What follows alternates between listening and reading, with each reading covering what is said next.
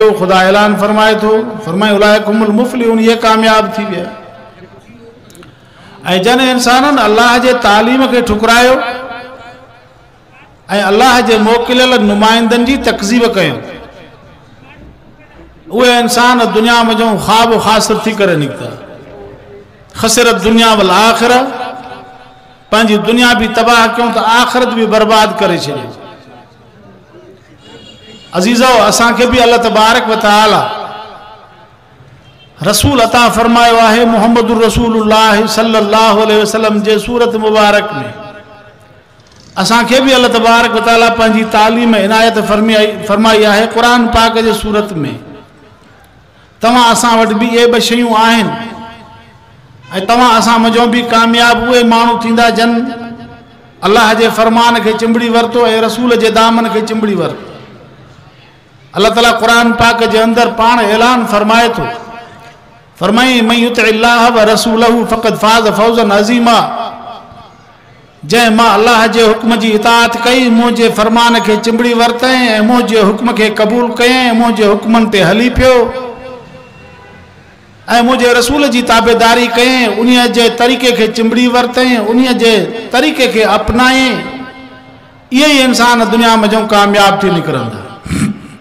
दुआ क्यों तो अल्लाह ताला तमाम असां हजूर जे उम्मत के हजूर जे तरीक़े ते रब से हलण जी तौफीक अता फरमाए। अजीज़ो, पैगंबर अलैहिस्सलातु वस्सलाम असां के तमाम जेके भी जिंदगी जा शोबा हैं, उन्हें तमाम शोबा है जिंदगी में अल्लाह जे रसूल असां जी रहनुमाई फरमाई है। तव्हां के ज़ाती जिंदगी किएं गुजारनी है, तव्हां के मुआशरती जिंदगी किएं गुजारनी है, ऐं तव्हां के पंहिंजे माहौल ऐं मुआशरे में मुल्क में इंतज़ामी ज़िंदगी किएं गुजारनी है। ये सब असबाक, ये सब शोबा हैं ज़िंदगी जा। ये तमाम शोबा है ज़िंदगी में हजूर असां जी कामिल रहनुमाई फरमाई। अल्लाह तबारक व तआला भी कुरान करीम जे अंदर असां के इन शइ जो हुक्म फरमाए थो, फरमाई मा आताकुमुर रसूल फखुज़ू व मा नहाकुम अन्हु फंतहू। जेका शइ रसूल ॾेव थो उन खे वठो, जेका झले वतो उन्हें के फिटो कयो। लक़द कान लकुम फी रसूलिल्लाहि उसवतुन हसना। फरमाई पैगंबर जे जिंदगी में तव्हां जे जिंदगी जो सोनो नमूनो मौजूद है। इंतजामी जिंदगी के भी दिसो, हजूर जे ज़ाती जिंदगी के दिसो, हजूर जे अखलाक ऐं किरदार के दिसो। पैगंबर अलैहिस्सलातु वस्सलाम के हिन दुनिया जे लाइ असां अगवान करे मोकिलियोसे, कुफरी ताक़तुन के नेस्त नाबूद करण जे लाइ, कुफर जे निज़ाम के ख़त्म करण जे लाइ जेका हिकमत अमली नबी वज़ो कई, उम्मत के अज उन्हीं राह ते हलणो आहे, उन्हीं राह सां उम्मत के फलाह ऐं कामयाबी हासिल थींदी। अज़ीज़ो, अल्लाह तबारक व तआला फरमाए तो हुवल्लज़ी अरसल रसूलहु बिल हुदा व दीनिल हक़ लियुज़हिरहु अला दीन कुल्ले। अल्लाह उहा है जंहिं रसूल के हक़ ऐं सच सां मोकिलियो, इन जे करे त जीअं दुनिया में जहाँ अदियान बातला जो सफ़ायो थे, गैर जे निज़ाम जो सफ़ायो थे, वयकून दीन कुल्लुहु लिल्लाह। खुदाई हुकूमत सही माना में जीअं धरती ते कायम थे। पैगंबर अलैहिस्सलातु वस्सलाम इन मक़सद जे लाइ आया। दुनिया में जहाँ कुफर मिटजी वियो, दुनिया में जहाँ रस्मो रवाज मिटजी विया, दुनिया में जो पुरानियूं उहे रीतूं ख़त्म थी वयूं, दुनिया में गैर जो झुकण ख़त्म थी वियो, गैर जे आॾो पेश थियण ख़त्म थी वियो, एक रब के सजदो शुरू थी वियो ऐं गैर जो निज़ाम ख़त्म थी वियो। ॿियूं सभु जेके भी हुकूमतूं सभु ख़त्म थी वयूं, गैरनि जी सलामी ख़त्म थी वई, हिकिड़े रब तबारक व तआला जी इबादत शुरू थी वई ऐं उन रब साईं जो निज़ाम दुनिया ते हजूर नाफ़िज़ करे दुनिया के रोशन करे पोइ हलिया विया। खुलफ़ाए राशिदीन उन तरीक़े ते हलिया। अबू बकर सिद्दीक़ साईं उहे निज़ाम दुनिया के अंदर राज रखियो जो पैगंबर दुनिया में कायम करे वियो, उहा ही हुकूमत कायम रखियऊं। उमर फारूक उन तरीक़े ते हलियो, ज़िन्नूरैन उन तरीक़े ते हलियो, अलीउल मुर्तज़ा उन जे लाइ जदोजहद कई। तमाम सहाबा किराम रिज़वानुल्लाह तआला अलैहिम अजमाइन जे लाइ पैगंबर जी ज़िंदगी मशाल राह हुई ऐं तव्हां असां जे लाइ हजूर जे इन्हनि शागिर्दनि जी ज़िंदगी भी असां जे लाइ मशाल राह आहे। अॼु उम्मत जी फलाह, उम्मत जी निजात, उम्मत जो छुटकारो, उम्मत की इज्जत ऐं उम्मत के विकार, इन सूरत में मिली सके तो जो असां अॼु हिन माहौल जे अंदरि ऐं हिन मुआशरे जे अंदरि उन पैगंबर अलैहिस्सलातु वस्सलाम जे ॾिनल तरीक़े जे मुताबिक़ जॾहिं ज़िंदगी गुज़ारींदासूं असां बि फलाह हासिल कंदासूं, असां बि कामयाबी हासिल कंदासूं। अज़ीज़ो, अॼु तव्हां ॾिसो, अॼु जे दौर जे अंदरि कुफरिया ताक़तूं एतिरो मथे वधी आयूं आहिनि जो बाक़ाइदे मुल्की सतह ते, स्टेट जे सतह ते फ्रांस जो सदर पैगंबर अलैहिस्सलातु वस्सलाम जे शान में गुस्ताखाना खाके शायो कराए थो। पंहिंजे उन सरकारी पैसे ते, सरकारी ख़र्च ते, सरकारी इमारतुनि ते वड़ा वड़ा उहे पोस्टर आवेदन कराए थो पियो। न त स्टेट में माण्हुनि में बातिल फ़िरका हूंदा आहिनि, स्टेट कम अज़ कम ख़्यालु कंदी आहे, हुकूमत कम अज़ कम ख़्यालु कंदी आहे, छो त मुस्लमाननि जी चङी भली जमात जमे गफ़ीर मुल्क जे अंदरि मौजूद आहे। काफ़ी ममालिक मुस्लमाननि जा मुल्क में आहिनि। ये ना है तो धरती ते सिर्फ कुफर आहे, पर उन्हनि खे इहो बि ख़्यालु कोन थियो त मुस्लिम उम्मा जे दिलनि में छा गुज़रंदो। उन्हनि बाक़ाइदे अहिड़ी वॾी जुरत ऐं दिलेरी कई आहे जो असांजे नबीअ जे ख़िलाफ़ अहिड़ा वॾा ख़ाका शाये करे मुस्लिम उम्मा जी दिल आज़ारी कई आहे। असां मुस्लमान इन शइ खे ॾिसी करे पंहिंजे स्टेट ॾे तवजो कयूं था त हिननि कारनामो छा ॾेखारियो, हिननि उन जो जवाब छा ॾिनो, हिननि जो रद्द अमल छा आहे। मुस्लमान हुक्मरान ख़ामोश था वेठा आहिनि, मुस्लमान हुक्मराननि खे हो पंहिंजो ग़ुलाम बणाई वेठा आहिनि। हे मुस्लमान हुक्मरान जेके आहिनि उहे अंग्रेज़ जी ग़ुलामी में लॻा पिया आहिनि, हिननि खे का पुछण जी ताक़त न आहे। अवाम अल्हम्दुलिल्लाह पाकिस्तान में या ॿियनि मुल्कनि में अवाम जेको बि आहे, इंसान जेके मुस्लमान आहिनि उन्हनि जी गैरत बेदार आहे ऐं अल्हम्दुलिल्लाह मुस्लमान पंहिंजे गैरत जो इज़हार करे रहिया आहिनि। ऐं मुस्लमाननि में केॾो बि मुस्लमान कमज़ोर हुजे, केॾो बि लाचार हुजे, केॾो बि वयल हुजे, पर मुस्लमान जे दिल में जा हज़ूर जी इज़त खे इहे माण्हू कढी नथा सघनि पिया। सभु चओ त फ्रांस ते लानत आहे, सभु चओ फ्रांस जे वज़ीर आज़म ते लानत हुजे, फ्रांस जे सदर ते लानत हुजे, फ्रांसीसी शयुनि जो बाइकाट कयो। जेकॾहिं हुकूमत नथी करे त असां अवाम खे अपील कंदासीं त फ्रांसीसी शयूं जेके बि असांजे हिन मुल्क जे अंदरि हलनि थियूं उन्हनि जो बाक़ाइदे बाइकाट कयो। कोई ज़रूरत न आहे, काई कंपनी हिते न हलंदी, कहिड़ियूं बि शयूं उन्हनि जूं कनि तव्हांखे थोरी भलियूं नज़र अचनि, सभिनी जो बाइकाट कयो। अॼु इस्लाम जी गैरत जी तक़ाज़ा इहा आहे, मुस्लमान पंहिंजे नबीअ सां साथ ॾियो। नारे तकबीर, नारे तकबीर, शाने मुस्तफा, नबी जे गुस्ताखन पे फ्रांस हुकूमत पे नारे तकबीर। मुझे अजीज दोस्तों, कायदे मिल्लत इस्लामी हजरत मौलाना फजल रहमान साहब पूरो हफ्तो फ्रांस जे इन हरकत जे करे पूरो हफ्तो मुल्क में ऐलान कयो त असां पूरो हफ्तो एहतजाज कंदासीं। अल्हम्दुलिल्लाह जमीयतुल उलमा इस्लाम सरापा एहतजाज बणिजी वई। पूरे मुल्क के अंदर गुज़श्ता हफ्ते अॻे जुमे खां वठी करे हिन जुमे ताईं केमल कंहिं ज़िले में केमल काथे पूरे मुल्क के अंदर अवाम बेदार थी वियो। ऐं अॼु बि अल्हम्दुलिल्लाह मुस्लमाननि जे अंदर वो जज्बो मौजूद आहे। कंहिं भी जुरतमंद इंसान के या इस्लामी गैरत जेका मुसलमान जे दिल में आहे उन के पंहिंजे उन इस्लाम जी जुरत ऐं इस्लाम जी गैरत उहा माठ करे चुप करे वेहण नथी ॾे पई। असां हर मोड़ ते इन बातिल कुवतुनि जो इंशाअल्लाह मुक़ाबलो कंदासीं। कादियानी ख़ुसूसन हिन हुकूमत में इंतिहाई ज़ोर वठी विया आहिनि। यहूदी लाबी असांजे मुल्क जे अंदरि इंतिहाई सरगर्मियुनि में मसरूफ़ थी वई आहे ऐं असां सम्झूं था त इहे जेके बि या हिन हिन हिन स्टेट जी कमज़ोरी आहे या हिन सिलेक्टेड हुकूमत जी कमज़ोरी आहे जंहिंजे नतीजे में इहे अनासर मुल्क में ज़ाहिर थी पिया आहिनि। को कंहिं ॿिर मां निकिरे थो, को कंहिं ॿिर मां निकिरे थो, को कंहिंजे पासे मां निकिरे थो, को कंहिंजे पासे मां निकिरे थो। इहे सभु हथकंडा इन हुकूमत जे कमज़ोरी जी अलामत आहिनि। हुकूमत अवाम जी आहे कोन, हुकूमत अवाम जी नुमाइंदा आहे कोन, हुकूमत आहे उन्हनि जी जन इन्हनि खे आंदो आहे। उहे ख़ुदि अंग्रेज़ जा ग़ुलाम आहिनि, ऐं ख़ुद इसराइल जा पठू आहिनि, इसराइल जे तरफ़ खां उन्हनि खे आबियारी थी रही आहे, गैर मुस्लिम कादियानी उन्हनि जी आबियारी करे रहिया आहिनि। अहिड़े नमूने सां असांजे मथां हीअ हुकूमत मुसलत कई वई आहे। असां हुकूमत खे बाख़बर कयूं था, ख़बरदार कयूं था त जेकॾहिं मज़ीद अञा भी तव्हांखे मुल्क जो अमन अमान ख़राब करणो आहे त पोइ असांजा सीना हाज़िर आहिनि। तव्हां जूं गोलियूं खुटी सघनि थियूं, मुस्लमाननि जा सीना न खुटी सघंदा इंशाअल्लाह। मुसलमान पंहिंजे आख़िरी खून जे क़तरे ॾियण जे लाइ बि दरिया न कंदो। मुसलमान पंहिंजे पैगंबर सां मोहब्बत करे थो। अल्लाह जे रसूल जो फरमान आहे, फरमायो ला युमिनु अहदुकुम हत्ता अकूना हब्बा इलैहि मिन वालिदिही व वलदिही वन्नासि अजमाइन।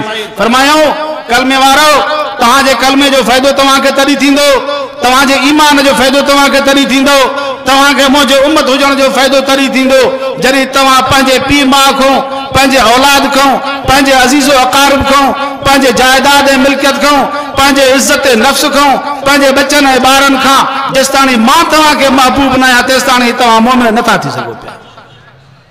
असांजो ईमान कहिड़े कम जो?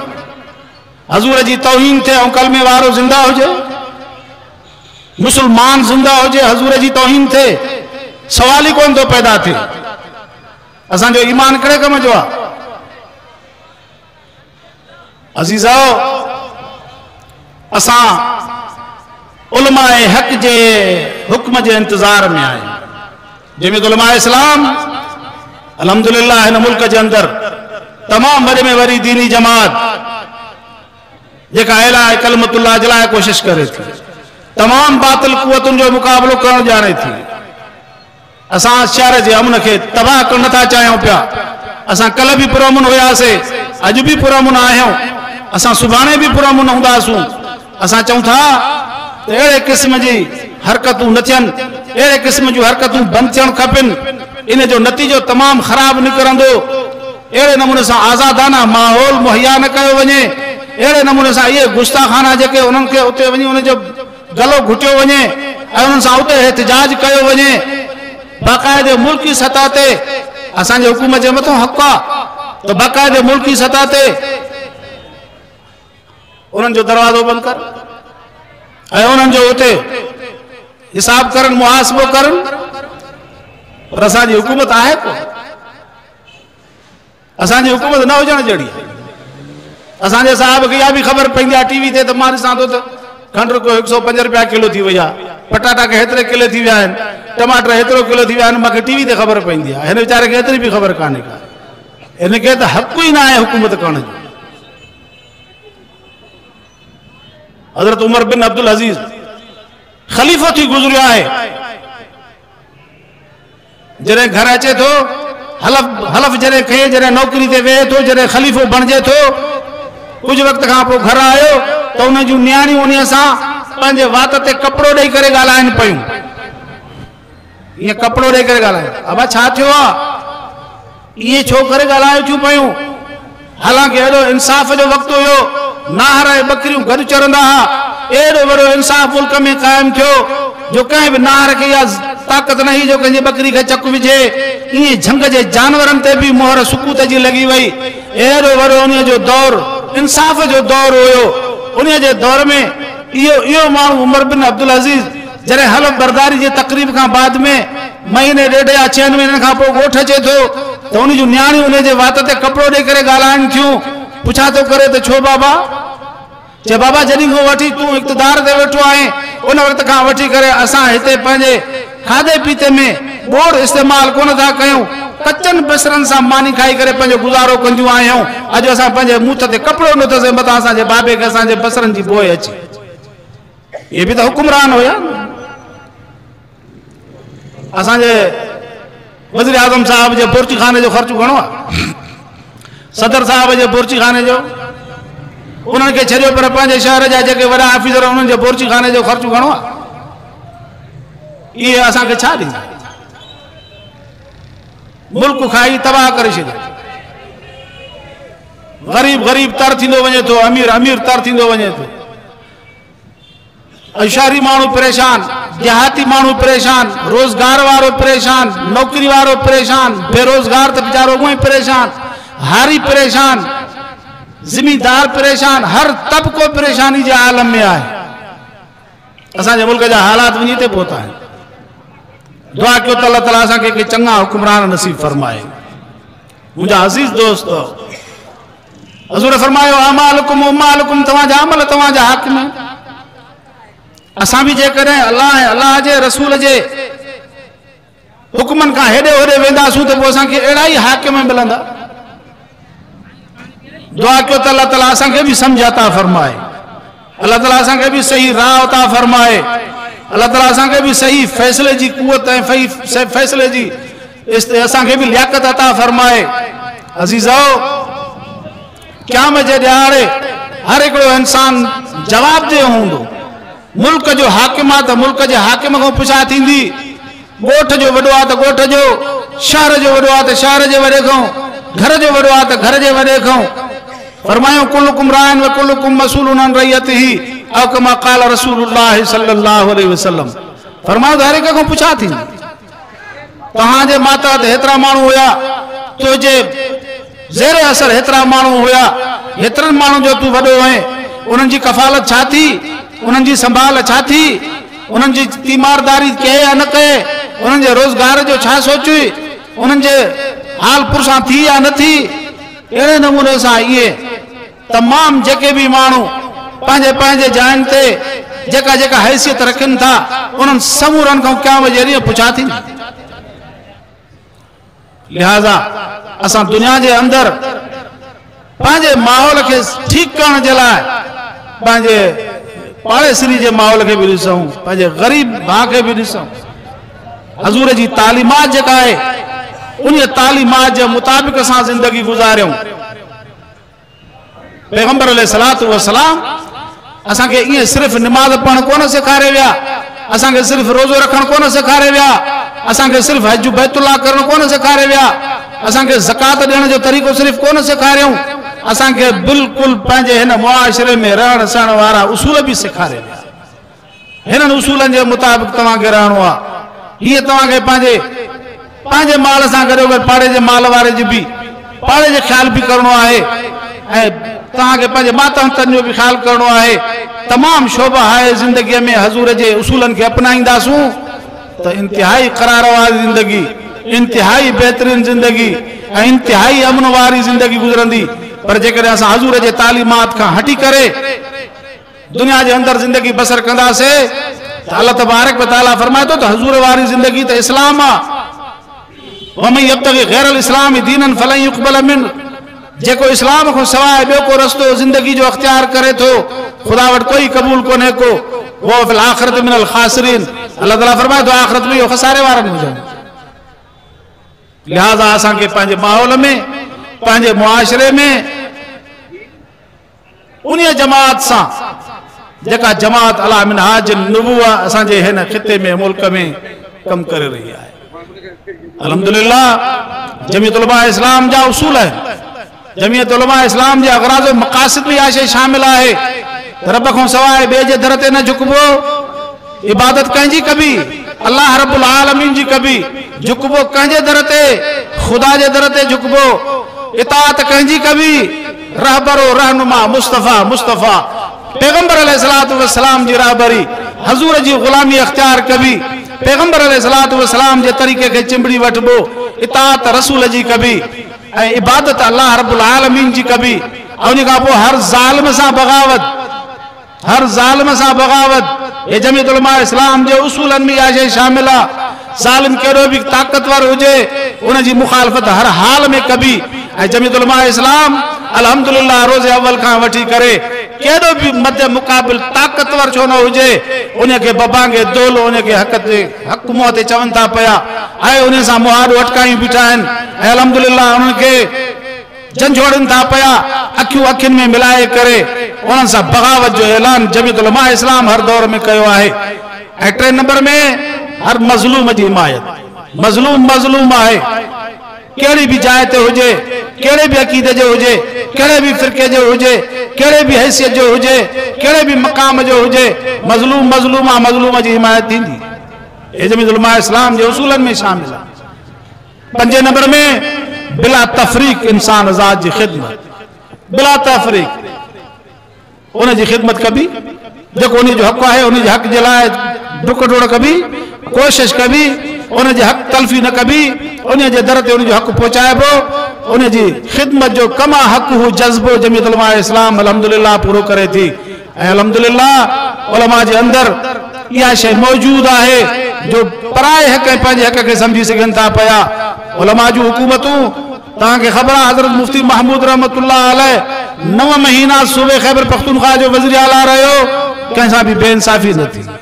5 साल गुज़श्ता दौर जे अंदर मुत्तहिदा मजलिस अमल जे दौर में असांजो कारकुन जमीयत उलमा इस्लाम जो ख़ैबर पख्तूनख्वा जो वज़ीर आला रहियो ऐं उन वक़्त में उन पंहिंजे कमा हक़ ख़िदमत जो हक़ अदा कयो।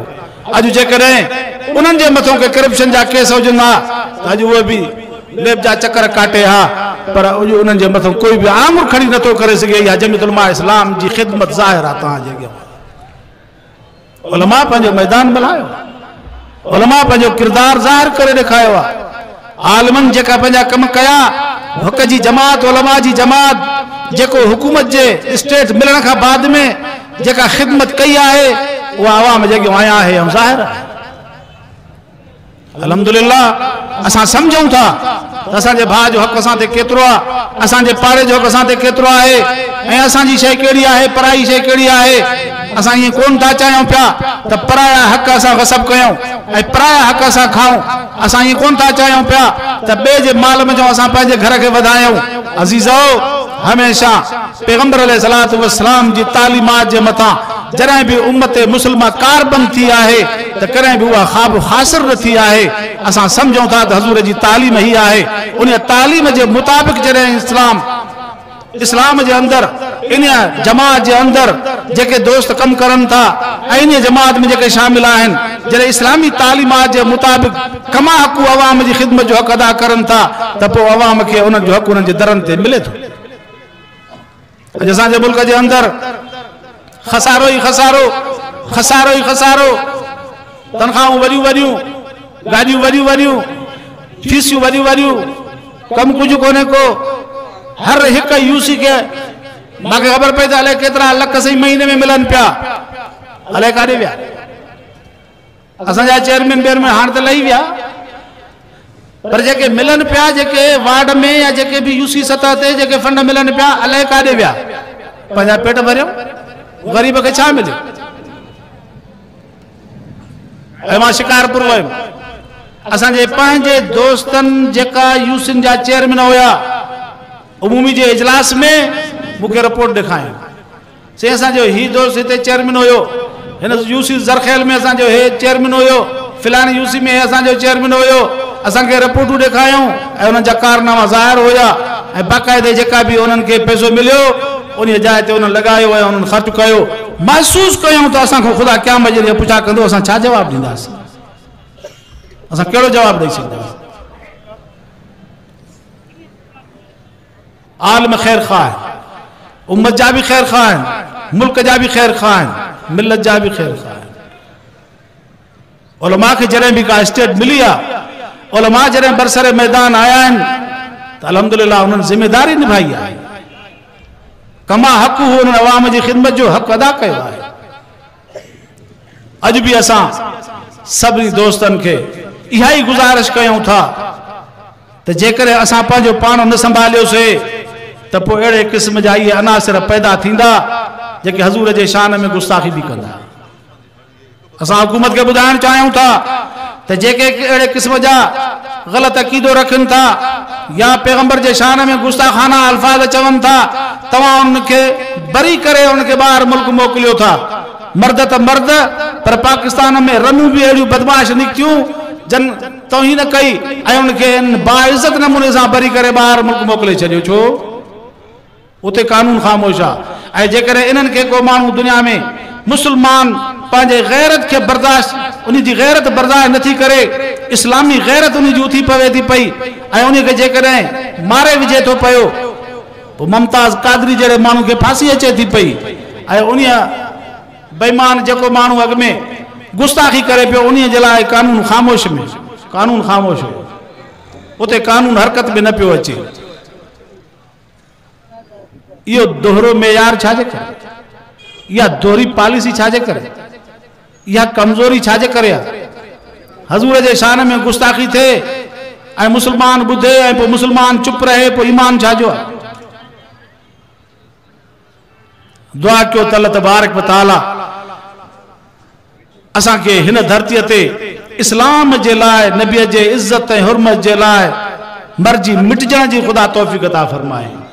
अजीजो अज वक्त जी तकाजा आई है, सुन्नत हजूर जी तकाजा आई है, सीरत जी तकाजा आई है ताकि मुस्लिम उम्मत वहदत में अचे ऐं बाकायदा बातिल कुवतुन जो मुकाबलो करे। अज मसाजिद मदारिस के खिलाफ, अज दीनदारन के खिलाफ, पैगंबर पाक के खिलाफ सहाबा सजो मुल्क फटियो पियो आहे। काथे काथे मलम रखजे, केड़े केड़े मर्द जो इलाज कजे, सजो मुल्क फटियो पियो आहे, सजो मुल्क जख्मी आहे, केड़े केड़े मर्द जो इलाज कजे। जंग ठीक कयूं था तो बाह भगी पई आहे, बाह भगी पई आहे तो ठायूं था तो वरी अख भगी पई आहे, अख निकती पई आहे, अख निकती पई आहे तो वरी अख ठीक थिए थी तो कनु कपियो पियो आहे। ईअं मुल्क के अंदर फितना ऐं फसाद ईअं बर्पा थी पिया आहिनि। काथे काथे मलम पटी रखजे, हेॾा हे फितनो, हेॾा हे फितनो, हेॾो इन्हनि समूरनि फितननि जो इलाज इहो अथव त हज़ूर जे तरीक़े खे चिंबड़ी वठो, हज़ूर जे सीरत खे चिंबड़ी वठो, पंहिंजे कुवत खे वहदत में आणियो ऐं मुस्लिम उम्मा हिकु थिए ऐं उन जे लाइ महिनत थिए, कोशिश थिए ऐं काफ़िर खे जीअं जवाब मिले, दीन दुश्मन कुवतुनि खे जवाब मिले ऐं उनखे ख़बर पवे। हज़ूर फरमायो अल कुफ्र मिल्लतुन वाहिदा, काफ़िर हिकु ई अथव, वाणे हुजे काफ़िर हिंदू हुजे ऐं यहूदी हुजे, नसारो हुजे, मजूसी हुजे, केर भी हुजे, ये सब हिकु ई। दीन के खिलाफ, इस्लाम के खिलाफ, शरीयत मोहम्मदी के खिलाफ, पैगंबर अलैहिस्सलातु वस्सलाम के नामूस के खिलाफ ये सब यक जुबान है, ये सब यक जुबान है। पर उनके जवाब उम्मत मुस्लिमा के तरफा अचण खपे। असांजा हुक्मरान अयाशन में मसरूफ़ आहिनि, मुसलमान हुक्मरान जा गोड़ा मम चटे वही अयाशन में मसरूफ़, पैसे मिलने में मसरूफ़ आहिनि, तमो ऐं लालच में अची विया आहिनि। भव थो थियनि पियो त काफ़िरनि सां कीअं ॻाल्हायूं, यहूदियुनि सां कीअं ॻाल्हायूं। हज़ूर फरमायो मुसलमान उन वक्त में पस्ती में वेंदो जॾहिं ॿ शयूं मुसलमाननि में ईंदियूं, हुब दुनिया व कराहियतुल मौत, दुनिया जी मोहब्बत ऐं मौत खां नफ़रत। जॾहिं मुसलमान में इहे ॿ शयूं, अॼु असांजा मुसलमान डिॼनि था, यहूदियुनि खां डिॼनि था, ईअं ॾकनि था, फटकनि था पिया, केरु हिन जे ख़िलाफ़ ॻाल्हाए, केरु हिन जे ख़िलाफ़ ॻाल्हाए, जुरत कान अथनि। मुस्लिम अवाम के, इंसाननि के, हजूर जे ग़ुलामनि के, अवाम उन्नास के जज्बात आहिनि, पर मुसलमान हुक्मरान जेके आहिनि उहे असां जा मुर्दार थी चुका आहिनि। उन्हनि में काई भी हिम्मत कान्हे का जो यहूदियुनि सां छड़ो अखियूं अखियुनि में मिलाए करे ॻाल्हाइनि त सही, ॾकनि था पिया। दुनिया जी मोहब्बत मतां असांखे पाई अची वञे, मतां असां मरी वञूं, मौत खां डिॼनि था पिया। हज़ूर फरमायो अहिड़ो दौर ईंदो फितननि ते फितना बर्पा थींदा, फितननि ते फितना बर्पा थींदा। फरमायो अहिड़ो दौर ईंदो, पोइ उन वक़्त में तव्हांजे लाइ फरमायूं त बतनुल अर्ज़ खैरुम मिन ज़हरिहा, बतनुल अर्ज़ खैरुम मिन ज़हरिहा। फरमायूं ज़मीन जो पेट ज़मीन जे पुठी खां पोइ भलो हूंदो। मुसलमान ज़मीन ते घुमी कोन सघंदा। पोइ फरमायूं त पोइ मुसलमान जे लाइ दफ़न थियणु भलो आहे ज़मीन ते घुमण खां। अॼु उन दौर में पाण हलूं था, हे उहो दौर आहे। दुआ कयो त अल्लाह ताला असांखे उलमाए हक़ जी क़यादत नसीब फरमाए, अल्लाह ताला असांखे आलिमनि सां साथ निभाइण जी तौफ़ीक़ अता फरमाए। जमीयत उलमा इस्लाम अल्हम्दुलिल्लाह आलम जिहाद बुलंद कयो आहे ऐं असां मुस्लिम उम्मा खे इहा ई गुज़ारिश कंदासूं त उलमा जे इन झंडे हेठां अची करे हज़ूर जे इज़्ज़त जे ख़ातिर, मदारिस मसाजिद जे तहफ़्फ़ुज़ जे ख़ातिर ऐं दिफ़ाए सहाबा जे ख़ातिर, हर फितने जे मुक़ाबले जे ख़ातिर उलमा जे जमात के तक़वियत पहुचाइनि ऐं उलमा जे सथ के वॾो करनि ऐं आलमनि सां साथ निभाइनि। तात जे फितरन जो मुकाबलो बर वक्त थी सके। अल्लाह ताला तवां असांजी हाज़िरी खे क़बूल फरमाए। वमा अलैना।